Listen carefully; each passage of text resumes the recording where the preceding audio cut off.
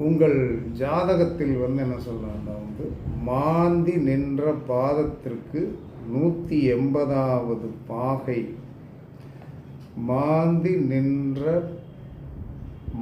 நின்ற பாதத்திற்கு கரெக்டாக அக்யூரேட்டாக 180வது பாகை.